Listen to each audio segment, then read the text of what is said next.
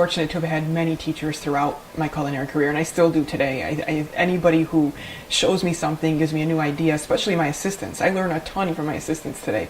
But starting in the beginning, of course, it all dates back to the family. And the four biggest influences that I had growing up was my mother, my father, my paternal grandfather, and my maternal grandmother. Because my mother's mother was there with me and just had such an impact without ever wanting to, without ever setting out to teach me a lesson or teach me anything. Just her being there did. And she, and I think many people probably had this experience, was the one person who, more than anybody, loved me unconditionally and never had a bad word to say, never made me feel bad in any way, never did anything, to hurt me, but was always there as a support and lifting me up and showing me what's possible. And she was such a huge inspiration as a woman because she had been through so much in her life.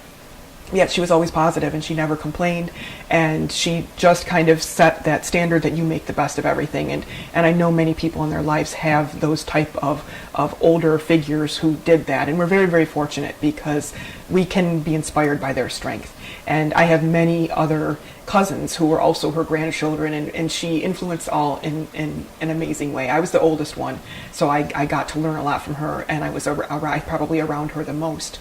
And in the kitchen, it was just unbelievable because that's where we always were. And she was always making bread or making these treats for Easter, and these are a lot of the ones that would come from Calabria. And so now we're making them at the same time with our family over there is because of her.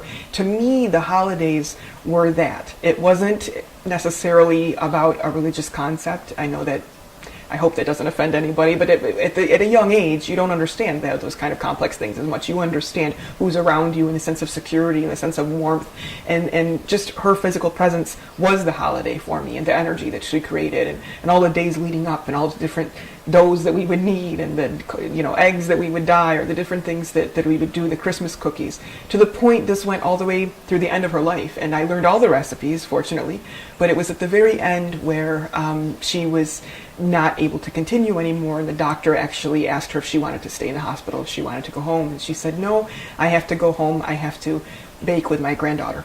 And there was one recipe that I hadn't completely mastered yet. We tried to do it for an event called Sacred Foods of Italy, and we did make the recipe, but the dough wasn't exactly perfect for her petrali cookies, which are a fig and date stuffed cookie that they make for Christmas. Her dough was just exceptional. So I went home. She couldn't speak by that point, and she had to have someone wheel her up to the table. And I rolled out the dough, and I showed her, this is my dough, and she made a hand motion that said, that's not exactly right. She pointed to the middle, and she said, you have to extend it more from the middle. And I did, and that was the last recipe.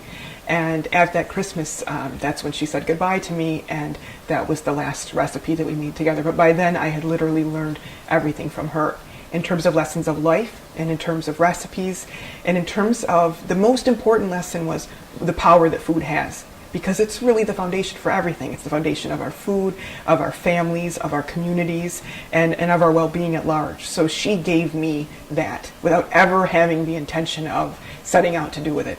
So I owe everything to her in that sense.